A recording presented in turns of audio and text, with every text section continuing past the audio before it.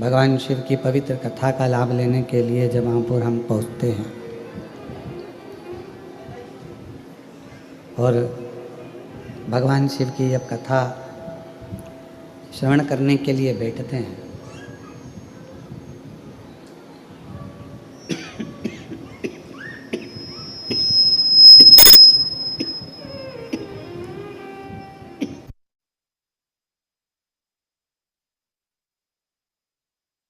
भगवान केवल शिव की कथा ही नहीं सुनते बल्कि भगवान देवाधिदेव महादेव को अपने हृदय में, अपनी श्वासों में, अपनी रोमावली में उनको बिठाते हैं।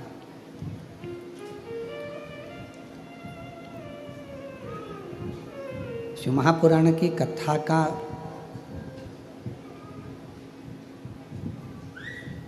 मतलब केवल यही है कि हम शिव को अपने भीतर उतार रहे हैं, हम भगवान शंकर को अपने भीतर लेकर जा रहे हैं। बस जैसे मित्रता और परिवार को, दोनों संबंधों को निभाने के लिए प्रेम का होना बहुत ज़रूरी है, स्नेह का होना बहुत ज़रूरी है, प्यार का होना बहुत ज़रूरी है।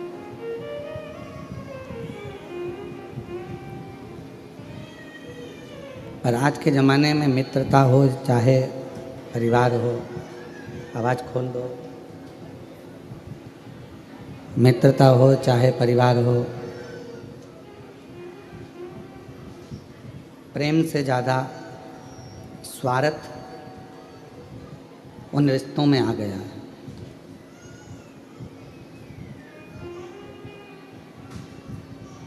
और जिन रिश्तों में प्रेम खत्म हो जाता है और केवल स्वार्थ रह जाता, वो रिश्ते बहुत लंबे समय तक टिकते नहीं हैं। फिर इन रिश्तों की कोई मूलता, उन रिश्तों का कोई महत्व, इन रिश्तों का कोई मतलब नहीं रहता।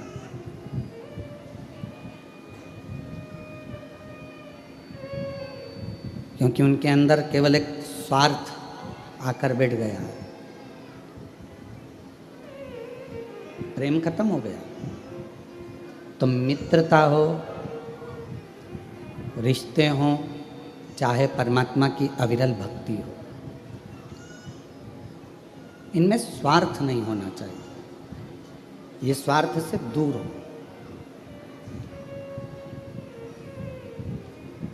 जब हम स्वार्थ को त्याग कर, स्वार्थ को दूर हटाकर फिर भगवान की भक्ति करते हैं या मित्रता करते हैं या परिवार से रिश्ता संबंध रखते हैं, तो फिर वो रिश्ते बहुत टिकते हैं, वो भक्ति बहुत टिकती है, वो भगवान का भजन बहुत टिकता है।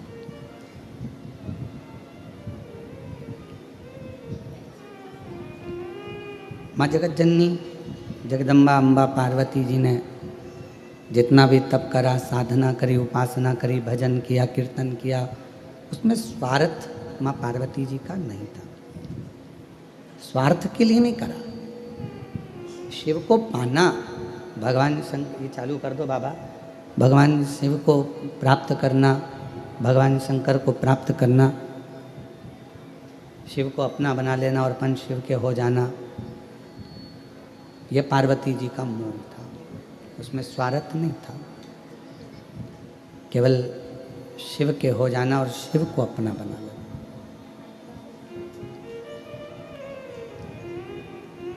आज रिश्ते क्यों खत्म हो रहे हैं? क्योंकि उसमें प्रेम खत्म हो गया, स्वार्थ रह गया। मित्रता क्यों खत्म हो रही है? मित्रता में प्रेम खत्म हो गया, केवल स्वार्थ रह गया।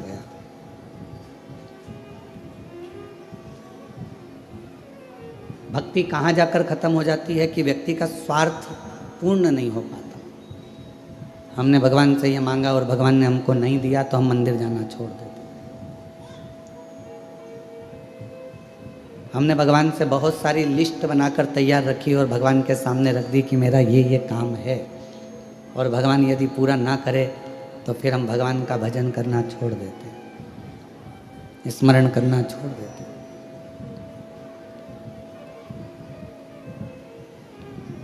पर कभी विचार करो, अपनी एप्लीकेशन लगाकर रख दो, स्वीकार होगा तो ठीक है और स्वीकार नहीं होगा तो ठीक है। अपन ने तो अपनी एप्लीकेशन लगाई, अपन ने तो अपनी एप्लीकेशन सामने रख दी है, टेबल पर पहुंच गई है। अब उसको वो स्वीकार करेंगे नहीं करेंगे ये उनके ऊपर निर्भर करता है। तेरे मंदिर में आना मेरा काम है और मेरी बिगड़ी बनाना तेरा काम। हम परमात्मा के मंदिर तक पहुंच गए, हम भगवान के दरवाजे तक पहुंच गए, हम भगवान की चौखट तक पहुंच गए। फिर वो दर्शन दिखाए ना दिखाए, स्वीकार करे ना करे, अपनाए ना अपनाए, ये उसकी मर्जी है। कहाँ बैठकर कथा सुन रहे हो? कुबेरेश्वर बाबा की गोद में, अपने पिता की गोद के अंदर बैठकर आप कथा कर भगवान शंकर की कथा को सुन रहे हो।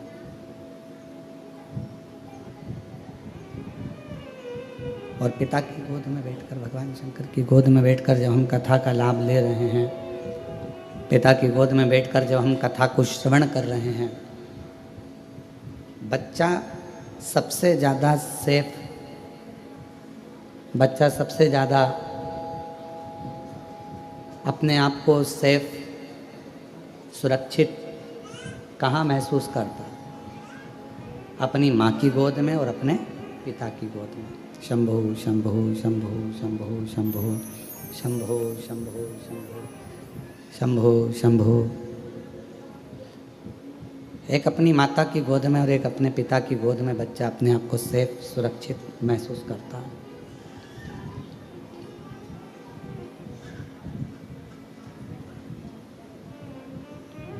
बाकी का कोई भी बच्चा किसी स्थान पर अपने आप को सेफ नहीं समझता।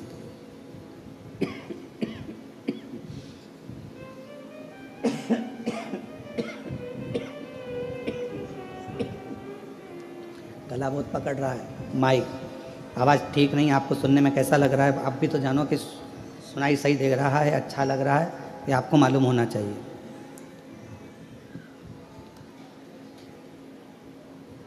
बच्चा सबसे ज़्यादा सुरक्षित, सेफ एक माँ की गोद में, एक पिता की गोद में महसूस करता। उसको लगने लगता है कि अब मुझे कोई भय नहीं है, अब मुझे कोई डर नहीं है, अब मुझे कोई भय नहीं है, अब मुझे कोई डर नहीं है, क्योंकि मेरे पिता की गोद में मैं बैठा हूँ, मेरी माँ की गोद में मैं बैठा हूँ। अब मुझे कोई टेंशन नहीं है, अब मुझे कोई चिंता नहीं है, अब मुझे कोई परेशानी नहीं है। तब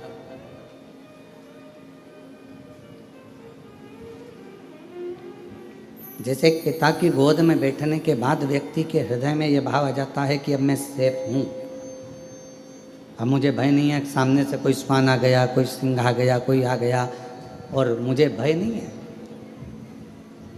कुबेरेश्वर धाम पर आप जितने भी बैठकर कथा को श्रवण कर रहे हैं, पितृपक्ष में या ऑनलाइन टीवी के सामने बैठकर, मोबाइल पर, दुकान पर, कहीं पर भी बैठकर शिव महापुराण की कथा यदि आप श्रवण कर रहे हैं तो आपको यह महसूस होना चाहिए कि अब हम भगवान शंकर की गोद में बैठ गए हैं। हमें अब संसार का कोई भय नहीं है, हमें कोई भय का, हमको डर नहीं सकती, हमको कष्ट नहीं दे सकती, हमको परेशान नहीं कर सकती। अब हमको इसका भय नहीं, अब हमें उसका कष्ट नहीं।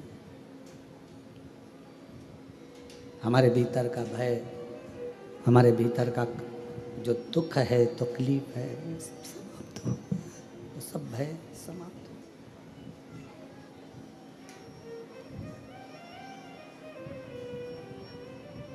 उसी तरह भगवान शिव की कथा में, भगवान शंकर के चरणों में, भगवान शंकर की कथा में, भगवान शंकर की इस पवित्र गोद में बैठकर जब हम जितनी देर आप शिव महापुराण की कथा में बैठें, जितनी देर आप भगवान शंकर की अविरल कथा को धारण करें, जितनी देर आप भगवान शिव की पवित्र कथा को अपने हृदय में, अपने चित्त में, अपने मन में उतारें, उतनी देर अपने मन में ये भाव रखें कि मैं शिव की गोद में बैठा हूँ, मेरे पिता की गोद में बैठा हूँ। और ये निश्चित है, पिता की गोद में से जब बच्चा उठता है, पापा का मोबाइल, पेन, जेब में कोई सामान होता है वो, या कोई सामग्री बच्चा लेकर उठता है। और आप जितनी देर शिव महापुराण की कथा में अपने पूर्वजों के उद्धार के लिए, पितरों के मोक्ष के लिए, श्राद्ध पक्ष में, पितृ पक्ष में ये पवित्र कथा को सुन रहे हैं, तो ये मान कर चलना कि आप भी खाली नहीं उठोगे, पिता से कुछ ना कुछ लेकर जरूर उठोगे, प्राप्त कर। और मैंने तेरे भरोसे बाबा, तेरे ही भरोसे हवा विच उड़ती जावांगी, बाबा डोर तो छड़ना में कटी जावांगी। भोले मैं तेरी शंभो मैं तेरी हवा विच उड़ती जाऊंगी, बाबा डोर तो छड़ना में कटी जाऊंगी।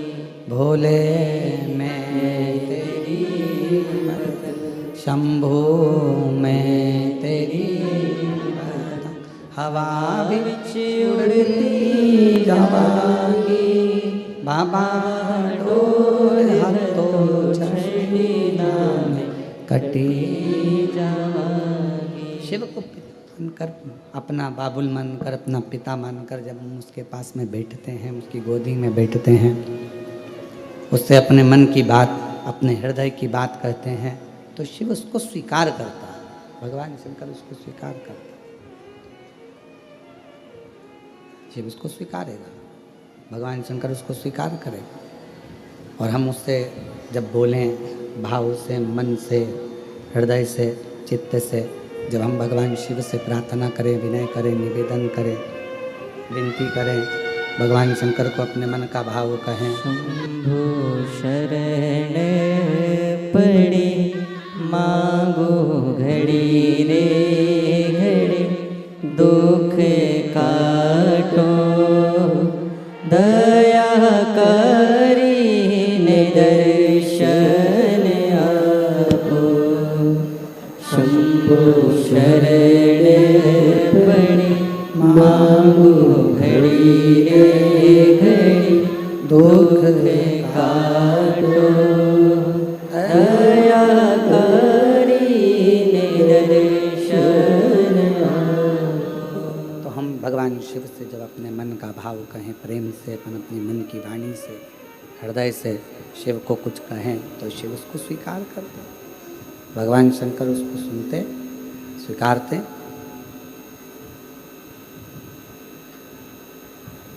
पर कहते हैं ना कि प्रेम की भाषा से रिश्ते भी निपते हैं, प्रेम की भाषा से मित्रता भी निपती है, और प्रेम की भाषा से भगवान की भक्ति भी निप जाती है। भगवान की अविरल भक्ति को, गुनगुन आवाज आ रही है, भगवान के अविरल भक्ति को पाने के लिए स्वार्थ बीच में नहीं आना चाहिए।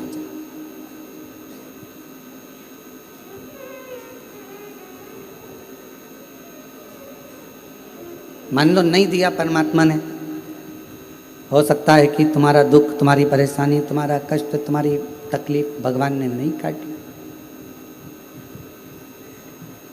इसको निकाल के देख ले एक बार वापस, गुनगुन सी आवाज आ रही है।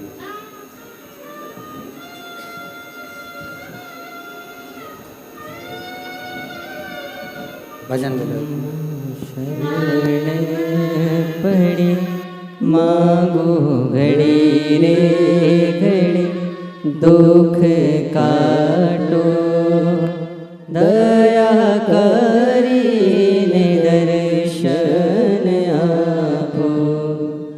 शंभो शरण पड़ी मां मांगो घड़ी रे घड़ी दुख काटो दया करीने दर्शन आपो शंभो शरण पड़ी मांगो घड़ी रे घड़ी दुख काटो दया करीने दर्शन आपो।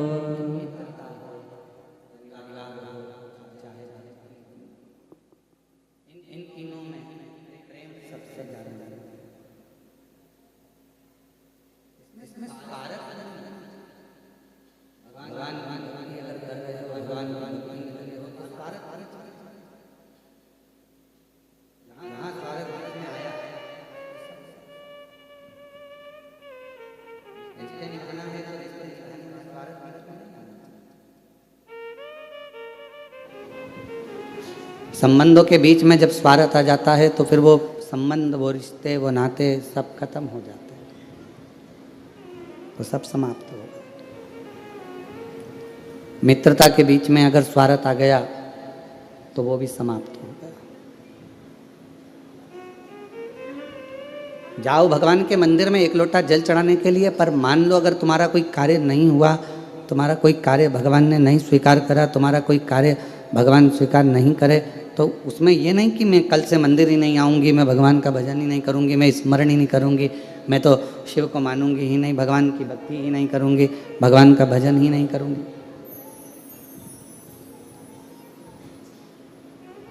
हमने कई लोगों को देखा है कि अगर भगवान नहीं सुनता, भगवान यदि स्वीकार नहीं करता है, रिटर्न बढ़ाओ रिटर्न, भगवान यदि स्वीकार नहीं करता है तो हम मंदिर जाना छोड़ देते हैं, भजन करना छोड़ देते हैं, एक लोटा जल चढ़ाना छोड़ देते हैं। फिर तो ये स्वार्थ वाली बात हो गई कि उसने करा तो हम गए, नहीं करा तो हमने छोड़ दिया, फिर तो ये स्वार्थ वाली बात है।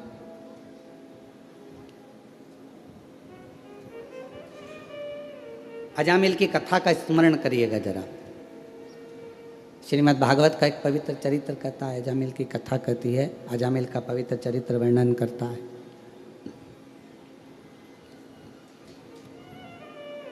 भगवान की अविरल भक्ति में अजामिल लगा हुआ था, भगवान के भजन में अजामिल लगा हुआ था, स्मरण करता था, भजन करता था, कीर्तन करता था, मंत्र जाप करता था, नाम जाप करता था। पर उसके नगर में एक वैश्या ने अपना घर बना लिया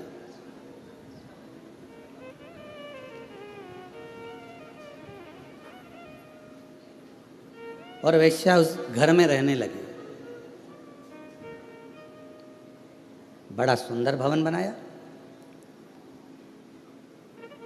पूरे नगर में सूचना हो गई कि इस घर में जो नारी रहती है, स्त्री रहती है, वो बड़ी सुंदर है, वो वैश्या बड़ी सुंदर। अब इतनी चर्चा सुनी तो मन में उमंग तो उत्पन्न हुई ना कि एक बार जाके देखें तो सही। कई लोगों के मन में रहता है, कुबेरेश्वर धाम के जब चित्र देखते हैं, फोटो देखते हैं या वीडियो देखते हैं तो उनके मन में भाव उत्पन्न हो जाता है, उनके मन में भाव आता है। कुबेरेश्वर धाम के जब चित्र फोटो ये नहीं चल रहे हैं क्या? आके सुनो तो सही इसको। कुबेरेश्वर धाम के जब चित्र देखते हैं, फोटो देखते हैं या वीडियो देखते हैं तो उनके मन में भाव उत्पन्न हो जाता है कि एक बार जरा जाके देखें तो, दर्शन तो करें।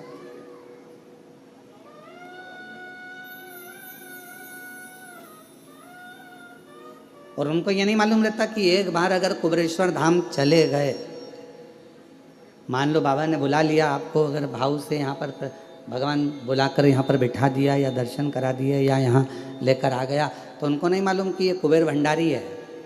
एक बार अगर हाथ पकड़ लेता है तो वो बुलाता ही रहता है, फिर छोड़ता नहीं,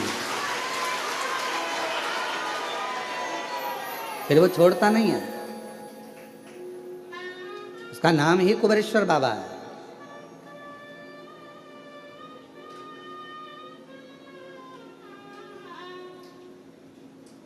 वैश्या ने मकान बनाया बड़ा सुंदर और उसमें उसका निवास हो गया। सूचना मिली पूरे नगर को, पूरे शहर को। बड़ी सुंदर वेश्या आई है, बहुत सुंदर है, बहुत सुंदर। मन में उसको देखने की चाह उत्पन्न हुई। जब इतनी सुंदर है, इतनी अच्छी है, तो एक बार जाकर देखें तो सही।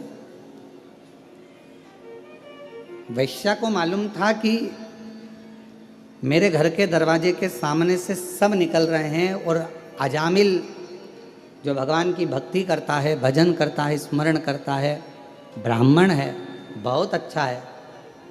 तो वेश्या ने विचार करा कहीं ये मेरे चक्कर में ना पड़ जाए, तो वेश्या अपने घर से बाहर ही नहीं निकलती थी।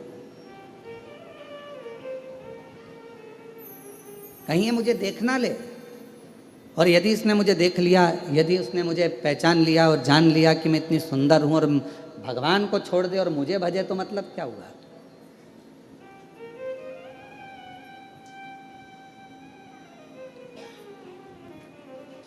अब ईमानदारी से बोलो, आप थी वो वेश्या, श्रीमद् भागवत में लिखा है, पर उसके हृदय में भगवान के प्रति कितना भाव होगा, कितने हृदय से वो परमात्मा की समर्पित होगी।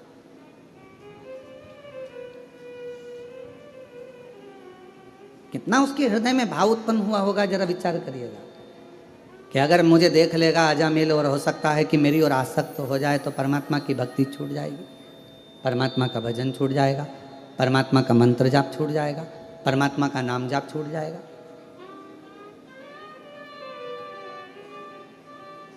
घर से ही नहीं निकली है वेश्या, घर से ही नहीं निकलती। पूरे नगर में सूचना हो गई कि गांव में एक वेश्या ने अपना घर बनाया है, वेश्यालय बनाया है, और वहाँ पर जो वेश्या रहती है वो बड़ी सुंदर है। पूरे नगर में सूचना हो गई, सब दूर खबर हो गई, तो सबके देखने का मन उसमें बहुत बढ़ने लगा कि मन से कम हम एक बार जाकर देखें। तो सबने देख लिया और सब सूचना दे रहे हैं।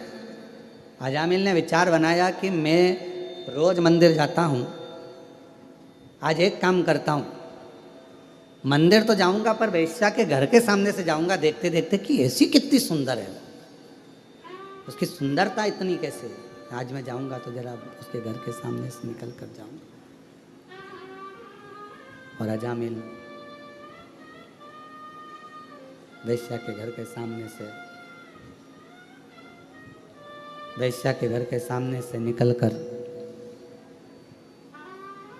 भगवान भोलेनाथ कृपा कर सब पर, वेश्या के घर के सामने से निकलकर अजामिल चला, जाने लगा। और अजामिल वेश्या के घर के सामने से निकला, पर वेश्या का दर्शन नहीं हुआ, दिखी नहीं, नजर नहीं आई वेश्या। आज अजामिल मंदिर से थोड़ा जल्दी आ गया और मंदिर से आकर फिर वेश्या के दरवाजे के सामने आकर खड़ा हो गया।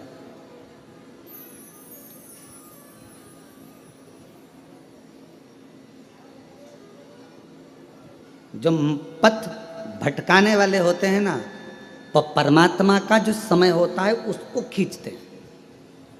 भगवान का जो समय है, पथ भटकाने वाले परमात्मा के समय को अपनी ओर खींचने का प्रयास करते हैं।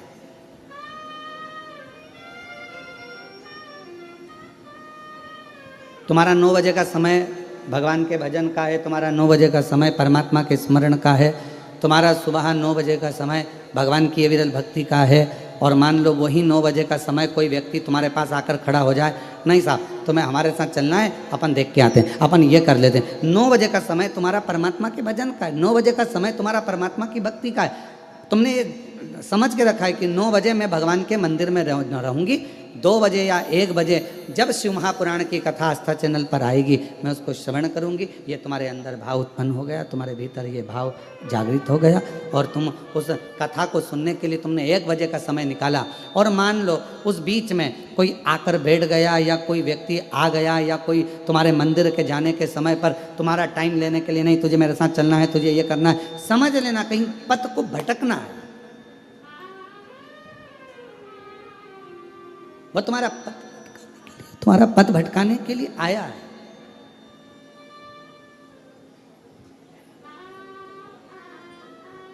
अब अजामिल समय निकालता है और अजामिल वेश्या के घर के सामने जाकर खड़ा हो जाता है।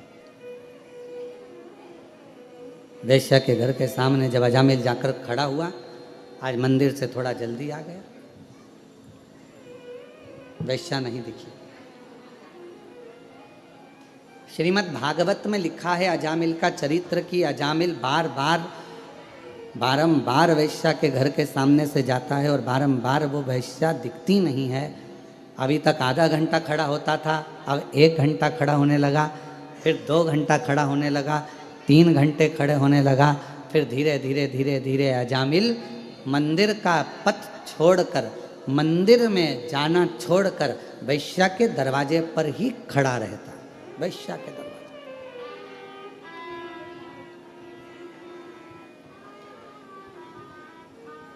फिर वो वेश्या का दरवाजा छोड़ता ही नहीं। और अब तो उसने एक संकल्प ले लिया कि जब तक मुझे वो वेश्या नहीं दिखेगी तब तक मैं घर नहीं जाऊंगा और ना मैं भोजन करूंगा। अब शिव महापुराण में श्रीमद् भागवत में एक बड़ा सुंदर चरित्र आता है। श्रीमद् भागवत में वर्णन किया गया कि श्रीमद् भागवत में कहा गया कि इतना त्याग अजामिल ने एक वेश्या के लिए करा, और मान लो उतना त्याग अजामिल मेरे ओघड़दानी भगवान शिव के लिए कर देता तो शायद शिव का दर्शन हो जाए, भगवान शंकर का दर्शन हो जाए। और शंभु शरणे पड़ी मांगो घड़ी रे घड़ी, दुख काटो दया करीन दर्शन। ओ शंभु शरणे पड़ी मांगो घड़ी रे घड़ी, दुख दया करीन दर्शन आपो। एक वेश्या के लिए उसने भोजन छोड़ दिया, एक वेश्या के लिए उसने घर छोड़ दिया, और दिन भर वो वेश्या के घर के सामने जाकर खड़ा हो जाता,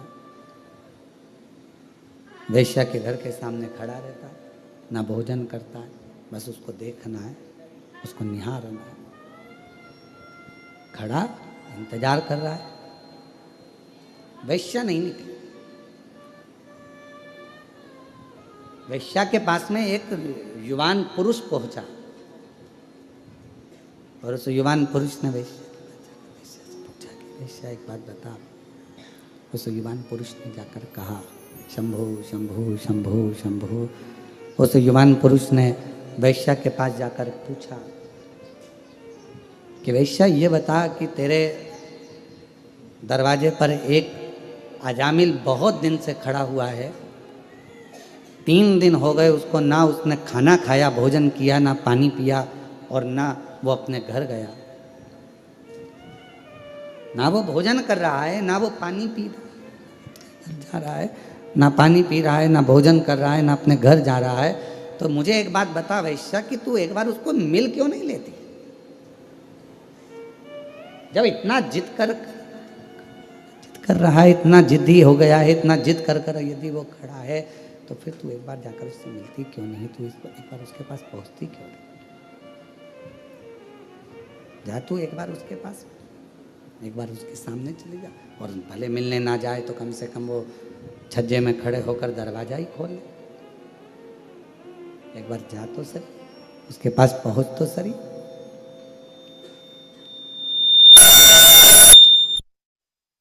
जा वैश्या। वैश्या ने कहा कि जाने को तो मैं अब भी दरवाज़ा खोलूं और उस अजामिल के पास में पहुंच जाऊं, अजामिल के पास में चली जाऊं, परंतु दरवाज़ा खोलूंगी और अजामिल के पास पहुंच जाऊंगी, मना नहीं है, पर मेरा मन कहता है कि अजामिल बहुत सत्संगी है, मेरा मन कहता है कि अजामिल बहुत भगवत प्रेमी है, मेरा मन कहता है कि अजामिल बहुत भगवत भजन करने वाला, और एक भजन करने वालों को भजन से निकाल कर मैं अपने में लगा लूं तो ये श्रेष्ठता नहीं है मेरी।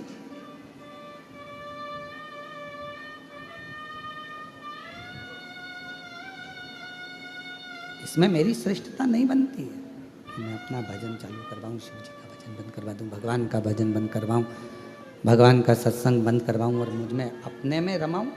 ये मेरी श्रेष्ठता नहीं है, ये मैं नहीं कर सकता।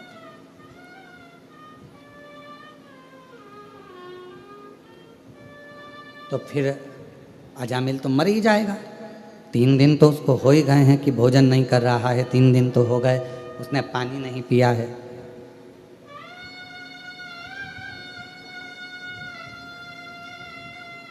तीन दिन तो हो गए, उसने पानी नहीं पिया, भोजन नहीं किया, फिर तो वो मर जाएगा, प्राण छूट जाएगा। वैश्या कहती है मैं जानती हूं कि वो इतनी जल्दी मरने वाला नहीं है,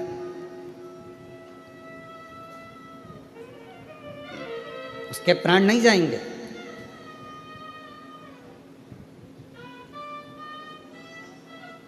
फिर भी वैश्या तुझे तो जाना तो चाहिए। 4 दिन हो गए, 5 दिन हो गए, अजामिल खड़ा बैठा भी नहीं। 5वें दिन वैश्या ने दरवाज़ा खोला, अजामिल ने उसको देखा और देखते से ही अजामिल ने कह दिया कि तुम इतनी सुंदर हो, मैं तुम्हें अपनी अर्धांगिनी बनाना चाहता हूँ, अपनी पत्नी बनाना चाहता हूँ। तुम मेरी पत्नी बन जाओ, तुम मेरी अर्धांगिनी बन जाओ, तुम मेरी बन जाओ। अजामिल ने जैसे ही कहा, वैश्या ने विचार करा कि जो इतना प्रेम कर रहा है, इतना स्नेह कर रहा है, इतना आनंद से मुझे मेरा हाथ मांग रहा है, अजामिल पर तुम जानते हो कि मैं वैश्या हूँ और अगर तुम मुझसे विवाह कर लोगे तो पूरे गांव के लोग क्या कहेंगे, तुम ब्राह्मण हो। दुनिया के लोग क्या कहेंगे तुम्हें मालूम है? हाँ मुझे मालूम है, कहने वाले कहते रहेंगे, पर वैश्या ने विचार करा कि आखिर प्रभु ने मेरे ऊपर ऐसी कृपा क्या कर दी, करुणा क्या कर दी। एक भजनावली को, सत्संगी को, एक भजन करने वाले को, एक स्मरण करने वाले को, एक मंत्र जाप करने वाले को, एक नाम जाप करने वाले को, एक भगवान का भजन करने वाले को मुझसे जोड़ दिया, मुझसे जोड़ दिया।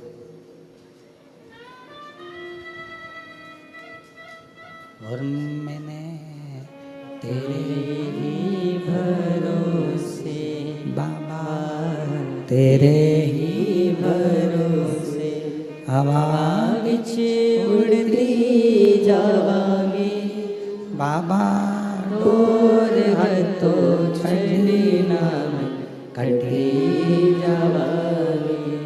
भोले मैं तेरी पतंग, शंभो मैं तेरी पतंग, हवा विच उड़ती जावांगी बाबा, डोर हथो छड़ी नाम कटी जावांगी।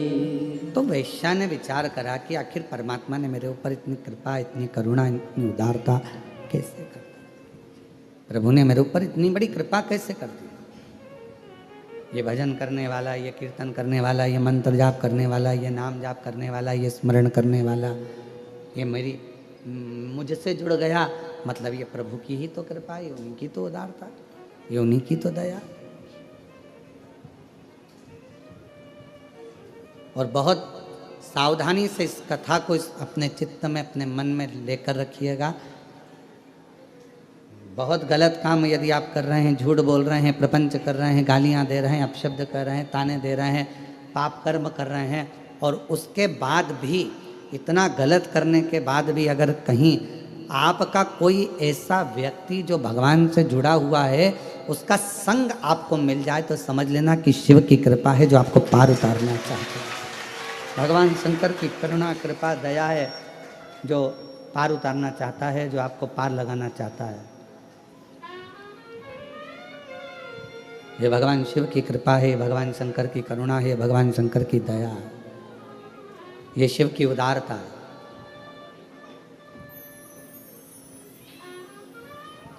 और कोई पिछले जन्म के अच्छे कर्म मुझे बाबा तेरा साथ मिला, कोई पिछले जन्म के अच्छे कर्म मुझे बाबा तेरा साथ मिला, जहाँ सारी दुनिया झुकती है, जहाँ सारी दुनिया झुकती है, मुझे वो आली दरबार मिला, दरबार मिला। कोई पिछले जन्म के अच्छे कर मुझे बाबा तेरा संग मिला, कोई पिछले जन्म के अच्छे कर्म मुझे बाबा तेरा साथ मिला। जहाँ सारी दुनिया झुकती है, जहाँ सारी दुनिया झुकती है, मुझे वो आली दरबार मिला, दरबार मिला। कोई पिछले जन्म के अच्छे कर्म मुझे बाबा तेरा साथ मिला। कोई पूर्व का यदि अच्छा संग होगा, पूर्व की कोई बड़ी कृपा होगी, कोई उदारता होगी, कोई करुणा होगी, जो किसी का साथ आपको और हमको अच्छे लोगों का संग मिल जाता है, अच्छे लोगों का संग आप और हमको प्राप्त हो जाता है। ये कोई पूर्व का पिछले जन्म का कोई अच्छा भाव होगा महाराज, कोई अच्छा सुख होगा। वैश्या को लगा कि मैंने, वैश्या को लगा कि ये तो बड़ी कृपा मेरे ऊपर हुई है।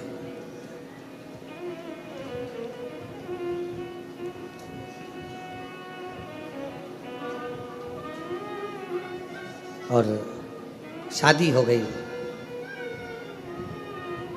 विवाह हो गया। कितना ध्यान लगाकर बैठा था अजामिल वैश्या के भवन की ओर।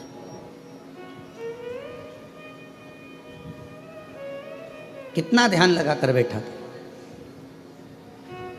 कहते हैं जितना ध्यान अजामिल ने वैश्या की ओर लगाया, उतना ध्यान यदि अजामिल इतने वर्षों से भगवान का भजन कर रहा था, वर्षों हो गए थे उसको भजन करते करते, बचपन उसका भजन में निकला, जवानी उसकी अधेड़ी में जा रही थी और युवान हो चुका था, बचपन से भजन कर रहा था, ब्राह्मण कुल में जन्मा था, अच्छा भजन ही था, सत्संगी था, संकीर्तन करता था, भगवत भजन में डूबा हुआ था। और आज जितना उसने बचपन में भजन करा और जवानी तक वो भगवान की भक्ति करता रहा और युवान अवस्था में वेश्या के दरवाजे पर पहुंचा, 4 दिन में उसने इतना कड़क नियम ले लिया कि चौथे दिन वेश्या उसको पत्नी के रूप में मिल गई। तो श्रीमद् भागवत में अजामिल का चरित्र कहता है जैसे 4 दिन उसने दृढ़ता बनाई और वेश्या को अपनी पत्नी बना लिया। यदि उसने पूरा बचपन निकाल दिया, मंदिर जाता था, पूजन करता था, पर एक काम नहीं करा, उसने जितना दिल वेश्या से लगाया उतना दिल परमात्मा से नहीं लगा पाया, परमात्मा से नहीं लगा। बस उतना दिल अगर वो परमात्मा से लगा लेता, उतना मन यदि वो भगवान से लगा लेता, तो जैसे वेश्या अजामिल को मिली है, उसी तरह एक ना एक दिन वो नारायण, वो भगवान शिव उसको प्राप्त हो। ऐसे कई लोग हैं, उनसे पूछो कहाँ जाते हो, हम मंदिर जाते हैं। कई लोग हैं कहाँ जाते हो, हम उज्जैनी जाते हैं, हम महाकाल बाबा के 10 बार दर्शन करिया। ओ बहुत बढ़िया। हम ओमकारेश्वर बाबा की नर्मदा जी नहाने के लिए हम हर अमावस्या जाते हैं। हम ओमकारेश्वर बाबा का दर्शन हमेशा करते हैं, हमेशा। कहाँ जाते हो, हम हर महीने भगवान का दर्शन करने जाते हैं। वाह। अब कोई तुमसे पूछे कि तुम हर महीने भगवान का मंदिर जाते हो, भजन करने जाते हो, उज्जैनी जाते हो, विश्वनाथ जाते हो, ओमकारेश्वर जाते हो, भीमा शंकर जाते हो, या कुबरेश्वर जाते हो, या ब्रजरज में जाते हो, या अयोध्या जाते हो, या तुम जहाँ तुम्हारा मन पड़ता है वहाँ दर्शन के लिए जाते हो, पर कोई तुमसे पूछे कि तुमने वहाँ गए तो सही, दर्शन भी किया, 200-500 रुपये, 1000-500, 2000 खर्च भी करे, तुम सब कुछ करे, पर कोई तुमसे पूछे कि ये बताओ कि तुम दिल कितना लगाए हो भगवान से, तुम भगवान से अपना मन कितना लगाए हो, तुम अपना हृदय कितना लगाए।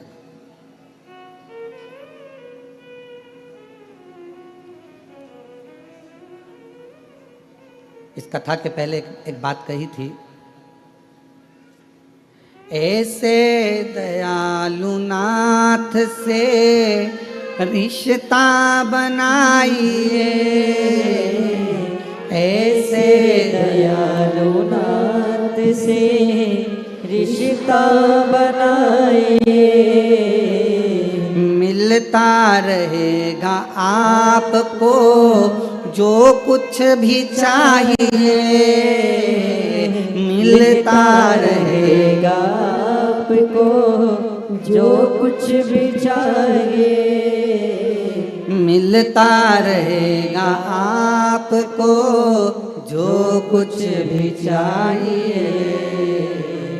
ऐसा करिश्मा होगा जो हुआ कभी नहीं, ऐसा करिश्मा होगा जो हुआ कभी नहीं। तेरी दया बनी रहे जब तक है जिंदगी, तेरी दया बनी रहे जब तक है जिंदगी। मांगा है भोलेनाथ से वरदान एक ही, मांगा है भोलेनाथ से वरदान एक ही। तेरी कृपा बनी रहे जब तक है जिंदगी, तेरी कृपा बनी रहे जब तक है जिंदगी। मांगा है भोलेनाथ से वरदान एक ही, मांगा है भोलेनाथ से वरदान एक ही। इतने सालों से मैं मंदिर जा रहा हूँ, इतने सालों से मैं शिवालय जा रहा हूँ, इतने सालों से मैं तीर्थ जा रहा हूँ, इतने सालों से मैं भगवत भजन में जा रहा हूँ, पर कोई तुमसे पूछे कि तुमने दिल कितना लगाया, वो भी तो मूल है। तुमने परमात्मा से दिल कितना लगाया?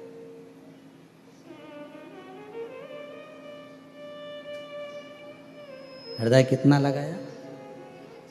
फिर वही वाली बात, ऐसे दयालु नाथ से रिश्ता बनाइए, ऐसे दयालु नाथ से रिश्ता बनाइए।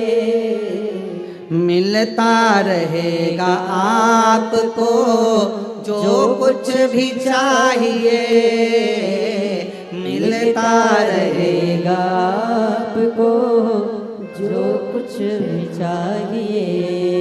आप रिश्ता तो बनाओ।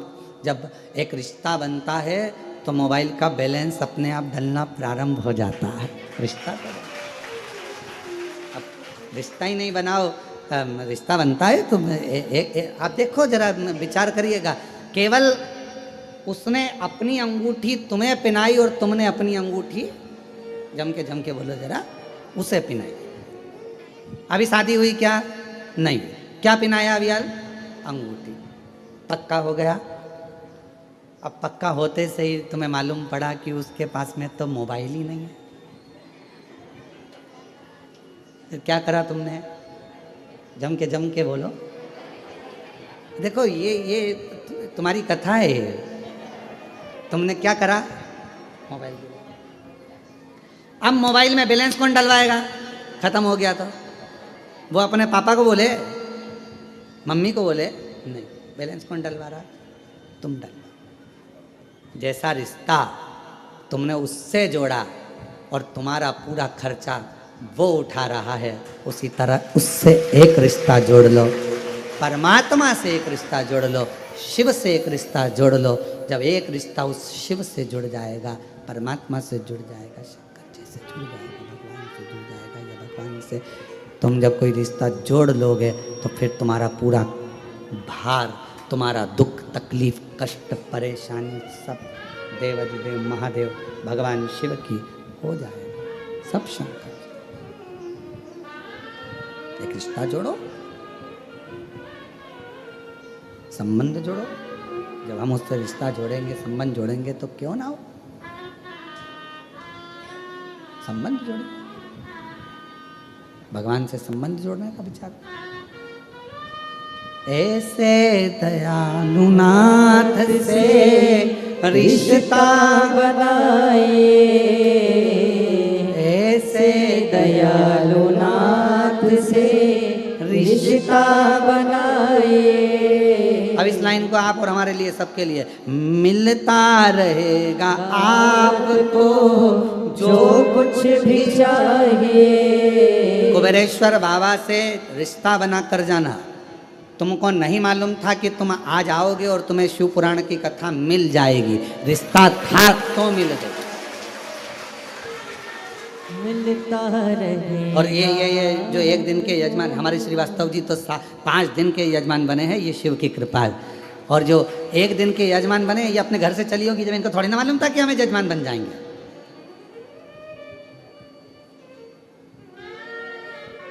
मिलता रहेगा आपको जो कुछ भी चाहिए, मिलता रहेगा आपको। आपको नहीं मालूम था कि कथा हो रही है, आपको नहीं मालूम था कि कथा मिल जाएगी, आपको यह भी नहीं मालूम था कि ऑनलाइन कथा हमको श्रवण करने को मिल जाएगी। ये तो बाबा की बड़ी कृपा है। अब जरा विचार करिए, उसने यदि आपको पितृपक्ष में अपने घरों में रहकर, अपनी दुकान पर रहकर या कथा के पंडाल में आपको यदि कथा दे सकता है, तो फिर याद रखना वो तुम्हें खाली नहीं छोड़ सकता, कुछ ना कुछ दे सकता। मिलता रहेगा आपको जो कुछ भी चाहिए, ओ मिलता रहेगा आपको जो कुछ भी चाहिए। फिर क्या होगा? ऐसा करिश्मा होगा जो पहले हुआ नहीं, ऐसा करिश्मा होगा जो पहले हुआ नहीं। जो मैंने सोचा ही नहीं है, विचार ही नहीं करा, क्या ऐसा हो सकता है? क्या ये मुझे मिल सकता है? ये प्राप्त हो सकता है? जो हम सोचे ही नहीं, समझे ही नहीं, हमने जाना ही नहीं है, हमने विचार ही नहीं करा, क्या हमारे जिंदगी में ये सब कुछ हो सकता है? क्या हमारे जीवन में ये सब कुछ मिल सकता है? मिला। एक कथा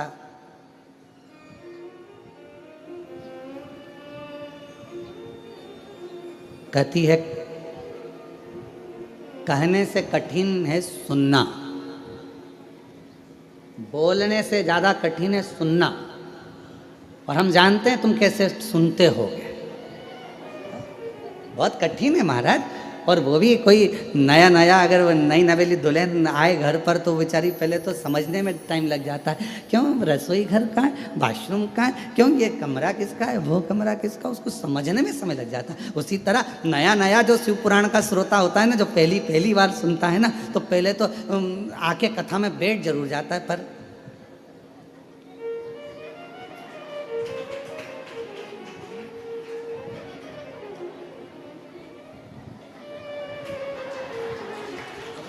विचार करता करता करता करता फिर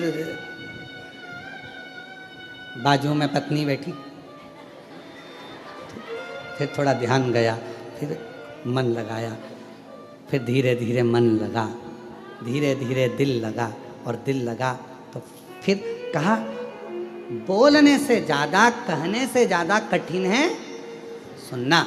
सुनना बहुत कठिन है जी, बहुत कठिन।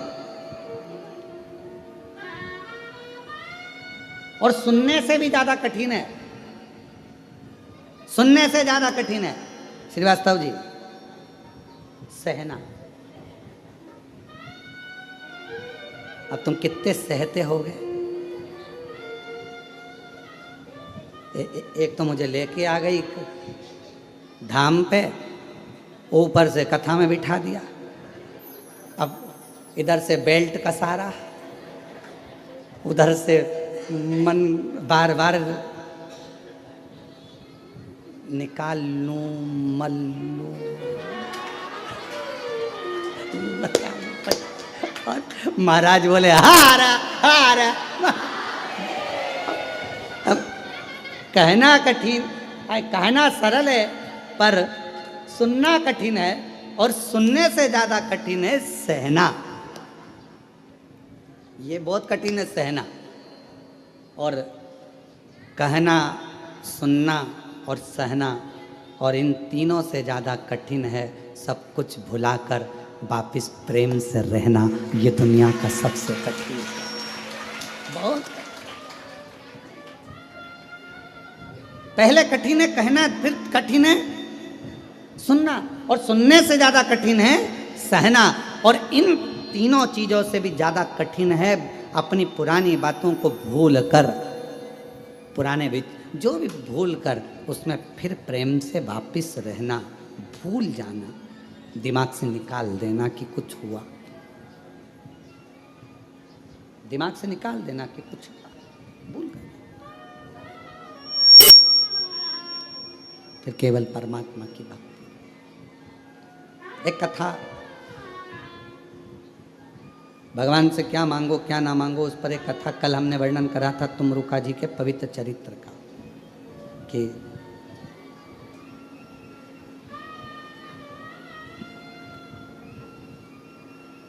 एक बार तुमरुका जी देवऋषि नारद जी के साथ में बहुत दिनों के बाद नारद जी पृथ्वी पर आए थे, क्योंकि नारद जी तो देवलोक में भ्रमण करते रहते हैं, घूमते रहते हैं, पृथ्वी पर आते ही नहीं थे, बहुत कम, ना के बराबर नारद जी पृथ्वी पर आते। और आज देवऋषि नारद के पास, देवऋषि नारद स्वयं तुमरुका जी के पास में आए।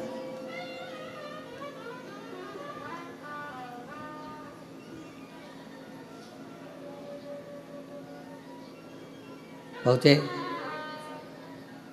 तुमरुका जी ने पूछा देवऋषि नारद कैसे आना हुआ? नारद जी कह रहे हैं मैंने ऊपर के सारे धाम घूम लिए जितने भी हैं, अब मेरा मन करता है कि मैं नीचे के धाम घूमूं। आप मुझे पूरे भूमंडल पर जितने भी देव विराजमान हैं, भूमंडल पर जहाँ जहाँ पर तीर्थ विराजमान हैं, उनका दर्शन मुझे करा दो, उनका दर्शन। ठीक है, चलिए मैं आपको दर्शन करा देता हूँ। देवऋषि नारद को लेकर तुमरुका जी चल दिए, दोनों में कोई अंतर नहीं है। तुमरुका जी के हाथ में भी करताल है, तुमरुका जी के हाथ में भी वीणा है, और देवऋषि नारद के हाथ में भी करताल है और वीणा है। बस अंतर एक है कि नारद जी का चेहरा मनुष्य जैसा है और तुमरुका जी का चेहरा कैसा है? घोड़े जैसा। बस एक अंतर है, बाकी का कोई अंतर नहीं।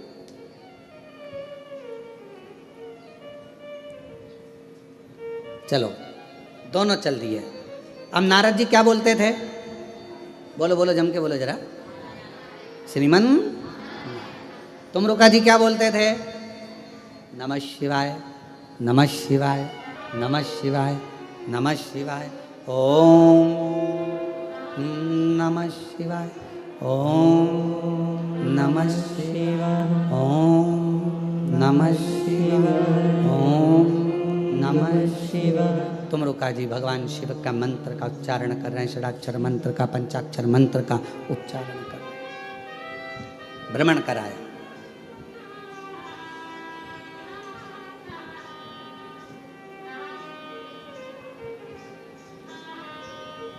अब नारद जी ने कहा कि मैंने तो पूरा मृत्युलोक भ्रमण कर लिया आपके साथ में, अब मेरा एक मन होता है।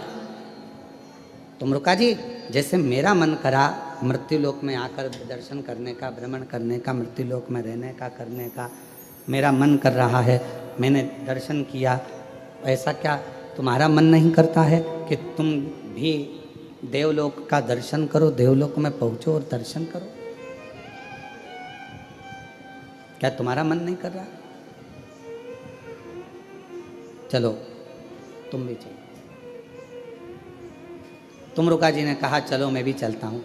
तुमरुका जी चल दिए और सबसे पहले तुमरुका जी देवलोक भ्रमण करने के लिए चले तो नागलोक में पहुँचे, ब्रह्मलोक में पहुँचे, सारे लोकों में दर्शन करते करते आखिरी में, ये कल हमने कहा था एक कथा ऐसी जो जीवन को सुख प्रदान करे।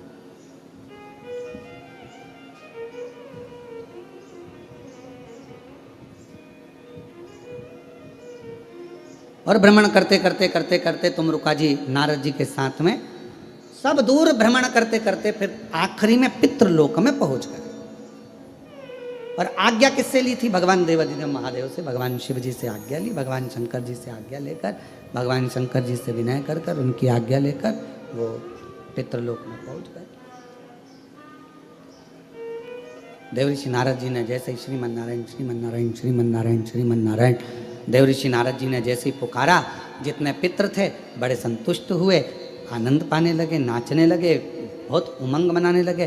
थोड़ी देर बाद नारद जी के बाद में पितरों ने देखा कि शिव जी के परम भक्त तुमरुका जी आए, शंकर भगवान के परम भक्त तुमरुका जी।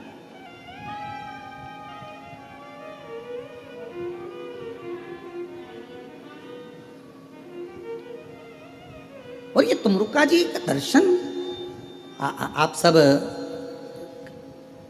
कभी नेट पर सर्च करेंगे, गूगल पर सर्च करेंगे तो तुमरुका जी का सुंदर स्वरूप का दर्शन करेंगे कि एक हाथ में करताल है और एक हाथ में वीणा है और घोड़े का मुख लगा है और भगवत भजन में तुमरुका जी डूबे हुए हैं।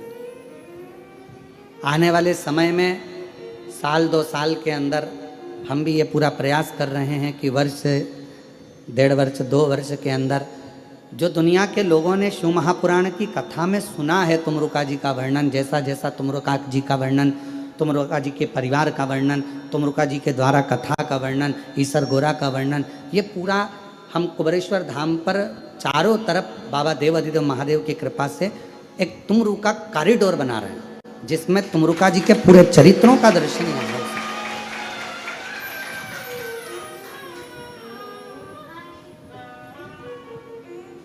आप लोगों को उसमें दर्शन करने पर आपको महसूस होगा कि हम किस जगह पर आए हैं और तुमरुका जी के एक एक जो उनका पूरा चरित्र है, उनका परिवार का चरित्र है, उनका पूरा वर्णन है, ईसर गोरा का वर्णन है, शिव जी से उनका लगाव कैसे हुआ, शंकर भगवान का कैसे उनका मिलना हुआ, तुमरुका जी ने भगवान शिव की अविरल भक्ति कहाँ कहाँ जाकर प्राप्त करी, शिव जी का कैसे भजन प्राप्त किया, ये सारा तुमरुका जी का चरित्र, ये सारा की सारा अपन तुमरुका जी के उस कॉरिडोर में दर्शन करेंगे, प्राप्त करेंगे। शिव तत्व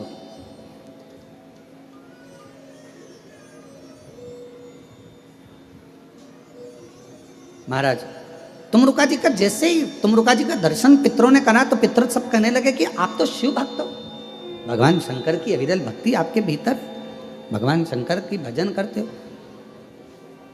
हाथ जोड़ लिए पितरों ने तुमरुका जी के और तुमरुका जी ने पितरों के हाथ जोड़ लिए। और शंभु शरण मांगू घड़ी रे दुख काटो दया करी न दर्शन ओ शंभु शरण पड़ी मांगू घड़ी रे घड़ी दुख काटो दया करी दर्शन आपो। तुमरुका जी ने हाथ जोड़े पितरों के और पितरों ने हाथ जोड़े तुमरुका जी।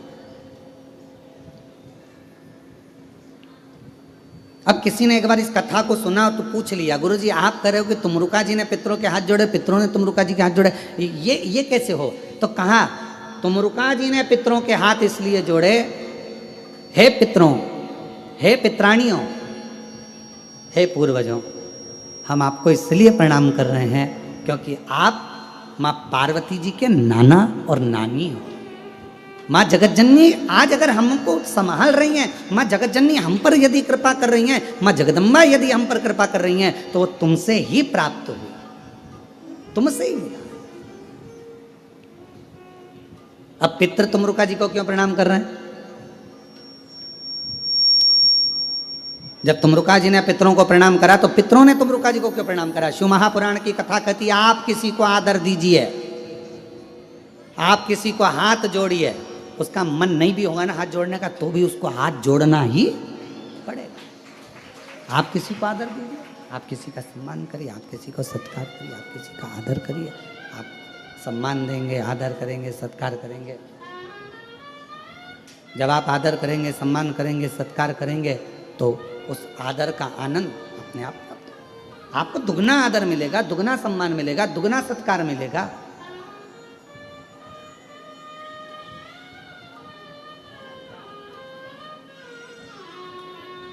आप यदि आदर कर रहे हो तो आपको दुगना आदर मिलना है, आप यदि सम्मान कर रहे हो तो आपको दुगना सम्मान मिलना। और महादेव नमन चरणों में, महादेव नमन चरणों में, स्वीकार कीजिए सबका किया है मेरा भी उद्धार कीजिए, उद्धार कीजिए।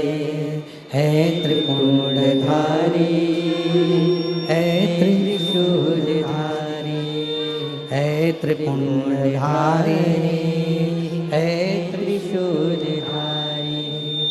महादेव नमन चरणों में, स्वीकार कीजिए सबका किया है मेरा भी उद्धार कीजिए, उद्धार कीजिए। है त्रिपुंडधारी, है त्रिशूलधारी, है त्रिपुंडधारी, है त्रिशूलधारी। सब बोलिए।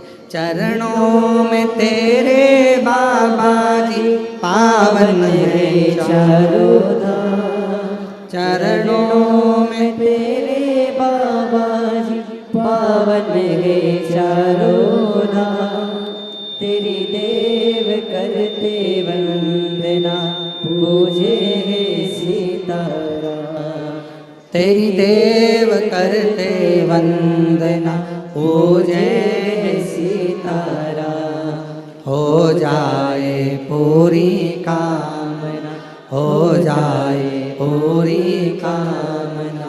उपकार कीजिए सबका किया है मेरा भी उद्धार कीजिए, उद्धार कीजिए।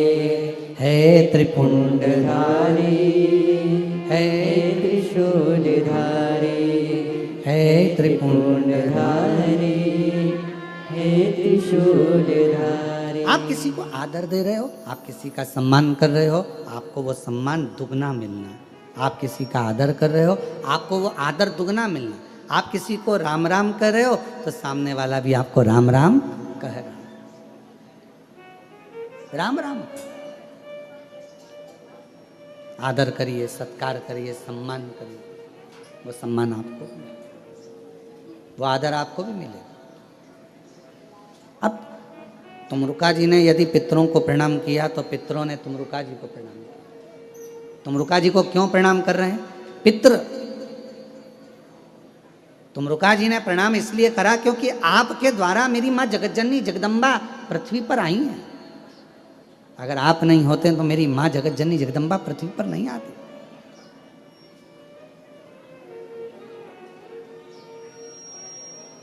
ये आपकी कृपा है। तो अब तुमरुका जी को पितृ प्रणाम कर रहे हैं। क्यों कर रहे हैं? तो पितरों से पूछा गया कि आपने प्रणाम तुमरुका जी को क्यों करा? तो कहा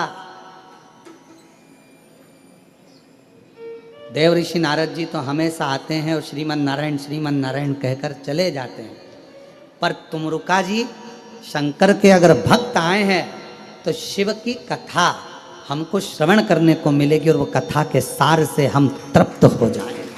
कथा के सार से हम तृप्त हो।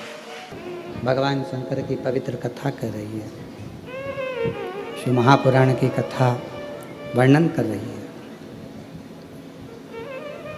पितरों ने तुमरुका जी के हाथ जोड़ लिए। क्यों?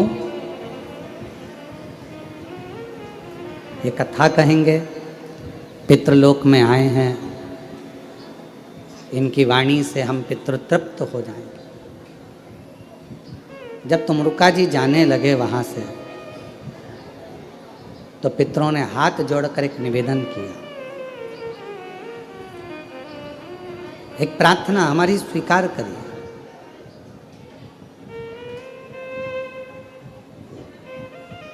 क्या प्रार्थना है? हम पितृलोक में रहते हैं और संसार के जितने मनुष्य प्राण छोड़कर जब ऊपर आते हैं तो वो बैतरणी में आकर फंस जाते हैं। बैतरणी का एक स्थान ऐसा है कि जहाँ पर पितृ कह रहे हैं कि बहुत सारी जीवात्माएं वहाँ आकर फंस जाती है, जो गरुड़ पुराण में वर्णन है। गरुड़ पुराण के अंतर्गत आता है कि जो जीव प्राण त्याग कर जाता है, जब वो पहुंचता है तो वहाँ बैतरणी एक स्थान, दो बैतरणी पड़ती है। एक बहुत रक्त से, मांस से, पीप से भरी होती है, बड़ी गंदगी भरी होती है, और दूसरी बैतरणी ऐसी होती है जो बहुत सुंदर होती है, बहुत सुंदर। तो जो रक्त से, मांस से, पीप से जो भरी हुई बैतरणी है, वहाँ बहुत सारे संसार के जीव भटके पड़े हुए हैं, बहुत जीव भटके पड़े हुए हैं। ऐसी कृपा कर दो, आप 2 क्षण के लिए उस बैतरणी के तट पर चले जाओ और वहाँ जीवों का कल्याण कर दो, जीवों का।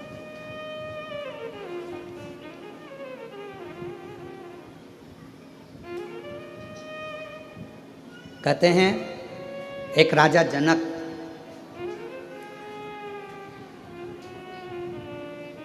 बहुत पुण्य करा था, बहुत पुण्य। राजा जनक जी ने अपने जीवन में बहुत पुण्य करा, पर एक छोटा सा पाप कर्म भी हो गया।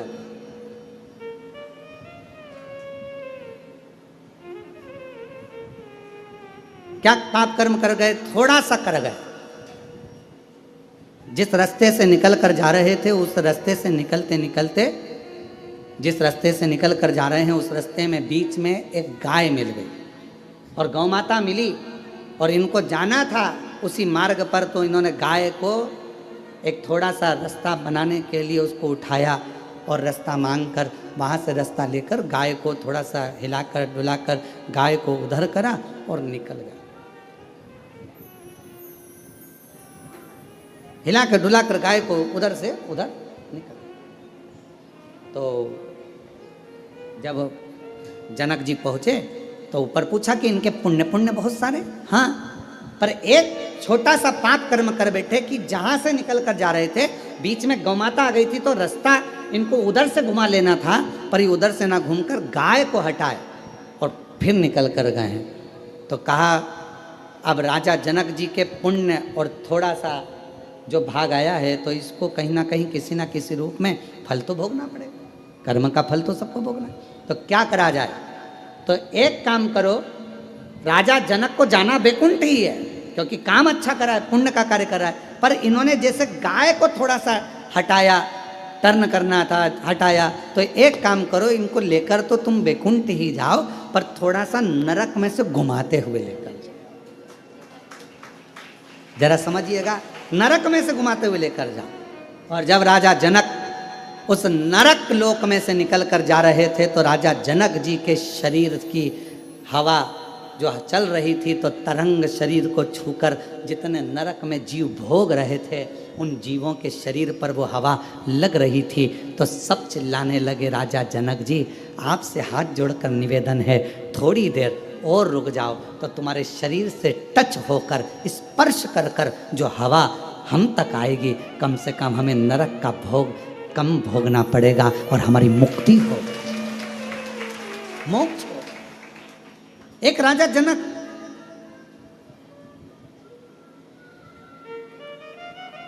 और तुमरुका जी का चरित्र करा है कि तुमरुका जी जाकर खड़े हो गए, और जैसे ही तुमरुका जी जाकर खड़े हुए, तुमरुका जी ने अपनी वीणा उठाकर, अपना करताल उठाकर, श्री शिवाय नमस्तुभ्यम हर हर।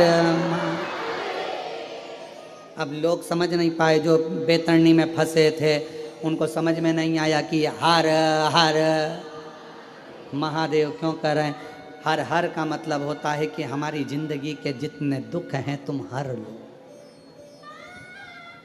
हमारे जीवन के जितने कष्ट हैं हरो, हमारे दुख हरो, कष्ट हरो, दारिद्र हरो, तकलीफ हरो, हर हर महा। जो कहा हरो, हर हर, जो कहा तुमरुका जी ने, तुमरुका जी के बोलते से ही, उनकी वाणी से जो शब्द निकले, वो निकलते से ही जितने बैतरणी में फंसे पड़े थे, वो सारे की सारे तृप्त होकर देवलोक की ओर आगे बढ़ने लगे। सब देवलोक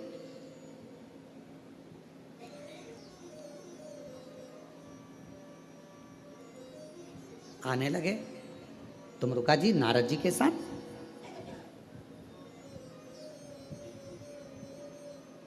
वापिस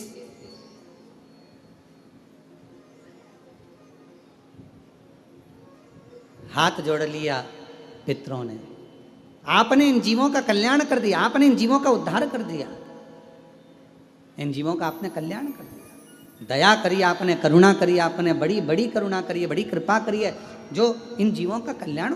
हम शंकर के नजदीक में, हम शिव के पास में, हम शंकर भगवान के करीब में जब जब जाते हैं, जब जब पहुँचते हैं, शिव महापुराण की कथा कहती है शंकर भगवान को एक लोटा जल चढ़ाने वाला मनुष्य, शिव जी का श्री शिवाय नमस्तुभ्यम बोलने वाला मनुष्य, शंकर भगवान का भजन करने वाला मनुष्य यदि किसी मार्ग से निकल कर जाता है और उस मार्ग से कोई ऐसा व्यक्ति आ रहा है जिसने जिंदगी में बहुत पाप कर्म करा है, तो भी उस व्यक्ति का दर्शन, जो जल चढ़ा कर आ रहा है, श्री शिवाय नमस्तुभ्यम बोल कर आ रहा है, जो भगवान के मंत्रों का उच्चारण करता रहता है, नाम को जपता रहता है, उसका चेहरे का मात्र दर्शन हो जाता है तो वो पापी का भी उद्धार हो जाता है।